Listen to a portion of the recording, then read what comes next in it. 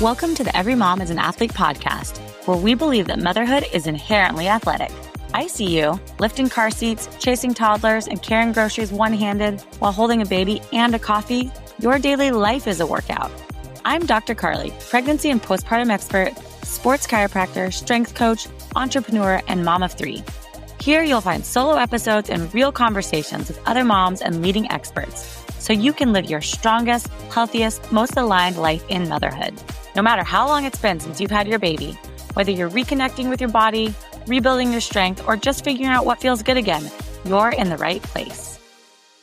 Welcome to Every Mom is an Athlete. Today we are talking about breech babies. And of course, that means that the baby's head is up by your ribs and not down by your pelvis, where it's supposed to be for an ideal birth. So what we're going to talk about is a little bit about my story when I found out my second son was breech. I'm not going to lie, I was like devastated, but it ended up turning out really great and being exactly the way he was supposed to be born. And so I'll tell you a little bit about that, but we're also just going to talk about what breech means, the different types of breech, because there's actually different positions that they can be in, why it happens, what's safe to do, and then evidence-based strategies to try to encourage them to turn.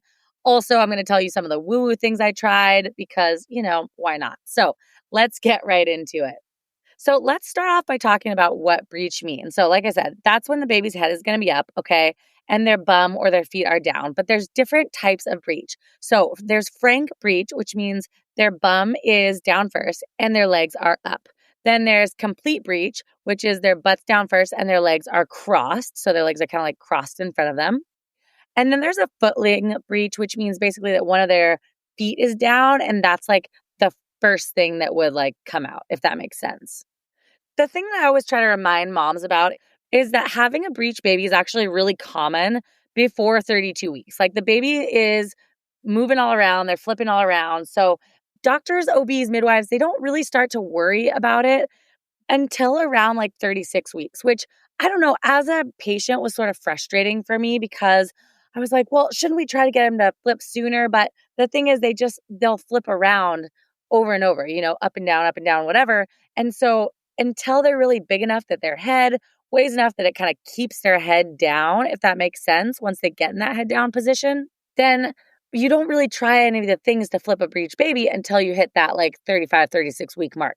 So for me, it was really interesting because it was my second son. So I'd already had one baby. And so I just remember one day I was feeling like right underneath my ribs. And I was like, gosh, that just feels so hard. It feels like a head. It does not feel like a baby bum. So I went to my friend who's a midwife and I had her, she actually delivered my first son, and I had her feel.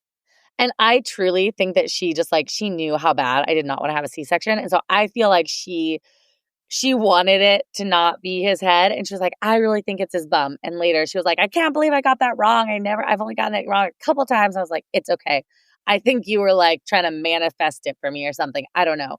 Anyways, she's like, no, I think that that's his bum. It's okay. And then I went in a few days later, whatever, got an ultrasound, and they're like, yeah, that's for sure his head. And I was like, no, because I did not want to have a C-section. My first birth, I got induced and it just really did not go the way I wanted it to. And I was really looking forward to like trying again and trying to have the unmedicated birth of my dreams, whatever that means. And so it just was like sort of this, is a little bit crushing to hear that like, okay, that might not be the case. Side note, I do have an episode because I did end up having a C-section with him because he did not end up flipping. So I did have a C-section, and I do have an episode called How to Have a Gentle C-Section. And I'll link that one below because I do really think that you can have a beautiful, wonderful, very natural feeling birth if it's a planned C-section. And there's a lot of ways to do that. So back to breech babies though. So I found out he was breech and I did everything. I went to my acupuncturist. I had acupuncture. They have something called moxa, which basically it's like, oh my gosh, it smells so bad. It's like a cigar basically, but it's dried mugwort and you put it on the lateral part of your little baby toes. Anyways, my acupuncturist gave it to me and I had to do it at home and have my husband help me. What else did I do? I read all the wives' tale things. Like there's some funny ones, like sit in a warm bath and then put ice pack or cold pack on your top of your belly. So it's supposed to like encourage the baby away from the cold and down towards the warm. Okay, that didn't work. I tried inversions, which actually has some really good evidence for it. I tried going in the pool and like going upside down in the pool and trying to like just be weightless. One of the things, the wives' tale things you hear is like play music down like near your pelvis, down near your vagina, and see like the baby will turn towards the music. Okay, that didn't work. I read that you can have your partner, your husband, like talk down near your pelvis. And I did not do that because that felt too weird. But I did all the flipping baby stuff. I saw my chiropractor who did Webster technique, which I always advise because that just like really helps get your pelvis in a good position for birth. So anyways, I did everything, okay? Then when all those things didn't work, I went in for an ECV, which is an external cephalic version, which is basically where they try to move externally. So the doctors try to move the baby and flip the baby for you so that you can have a vaginal birth. I knew that it was going to be painful, but I actually didn't think it was as bad as I was expecting. The hard part is they're digging into your abdomen. And so everything in your body is like telling you like, fight back, And so it's really hard to relax. And especially if you've been doing a lot of core work and like preparing for your birth, your abs are probably pretty strong still. And so they're like kind of fighting my core. And I just couldn't relax it in the way that I knew that I was supposed to. So that didn't work. So I went in and I had that done. And the interesting thing about doing an ECV is that they prep you basically as if you're going in for a C-section. So for me, I was in the same room. They wheel you into the OR.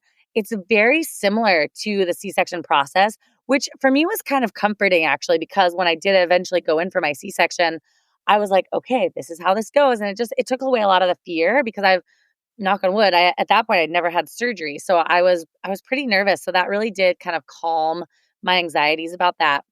I went in for a second ECV. So I had asked my midwife friend, I said, hey, I've been reading that in some parts of the country, they do an ECV under a spinal, which basically is like you're numb from the chest down, right? And so they're prepping you just exactly like it would be for your C-section. And that way, you can't fight back because you can't feel them like pushing into the baby. So as they're trying to turn the baby, it's supposed to be easier because you don't feel the pain. So I was like, is this something you guys do? And she was like, yeah, I think you'd actually be a great candidate for that. So I was like, okay, great, let's do it. So I went back in, I did a second ECV, which is like sort of crazy, and it didn't work. And they said they could get him to turn, but right as he'd get to like kind of 90 degrees, if they would let go, he'd like, boop, right back up. And so sometimes what will happen is if the ECV isn't going well, and they tell you this when you decide to do it, if the ECV is not going well, they will take you into a C-section and you will deliver the baby at that time. Like if the baby's heart rate starts to drop, they're not tolerating it well, they won't do the ECV until the baby can be delivered. And so that's sort of hard, right? Because at that point, the baby's big enough that it's probably kind of hard to turn them, but they can't do it without making sure that the baby is healthy enough to be delivered, if that makes sense. This episode is brought to you by my Postpartum Restoration Plan C-Section Edition. After I had my second son via C-section, I realized just how different recovery really is. The typical advice out there didn't give me the tools I needed to rebuild strength, heal properly, and feel like myself again. And that's why I created this plan. It's a step-by-step program designed specifically for moms recovering from a C-section. Imagine feeling confident to move again without worrying if you're going to hurt your scar. Not dreading simple things like rolling out of bed, carrying the car seat, or lifting your older kids. Imagine finally feeling strong again in your own body instead of stuck in survival mode. The Postpartum Restoration Plan C-Section Edition is designed to help you heal from the inside out. Your core, your scar, your pelvic floor, your strength, all with simple guided steps and videos that you can actually do in real life as a busy mom. It's an 8-week plan and it's yours forever, and it's just $229. You don't have to wonder what to do or when to do it. I've mapped it all out for you. Grab the plan today in the link below and start feeling strong, capable, and confident again. So luckily, my son tolerated it fine. It just didn't work. So there we were. We came out of that and I was really at peace because I was like, I've literally done everything. I've tried all the woo-woo. I've tried all the medical. apparently this is the way this baby's supposed to be born. And later I actually asked her, I was like, how often do you guys do that at this hospital? And she's like, oh, we only do that once or twice a year. I'm like, okay, well, that would have been nice to know. So that is one thing to ask, okay? If you're going to ask about an ECV and you say, hey, I've heard this is sometimes done under a spinal, maybe find out if they actually do that very often, because apparently in my hospital they didn't.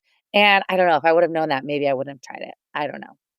ECVs are about, I will say, 50%. Okay. So it's not great stats, but it's not horrible. And so I think it really, you have to sit and you have to really think about what you want to do and what the cost benefit analysis is for you, especially if you are going to go right into having a C-section, you want to be prepared for that, right? And I will say that spontaneous turning of babies is common. Like, many babies do turn on their own even after 36 weeks. It is less likely, but it's still very possible.